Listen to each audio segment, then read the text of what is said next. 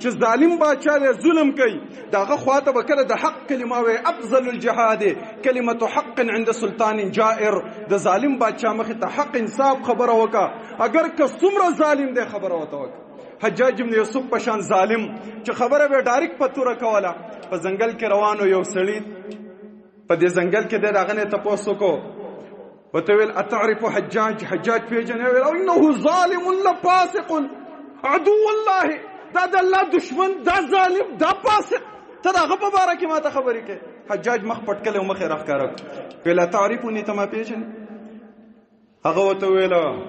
ویل او والله انا اعرفك جيدا ډېر ښه دې پیژنم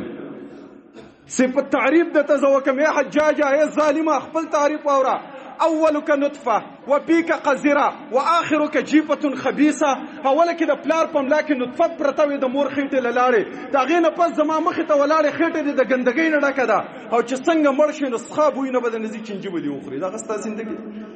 قطعت رأسه وبكى ثم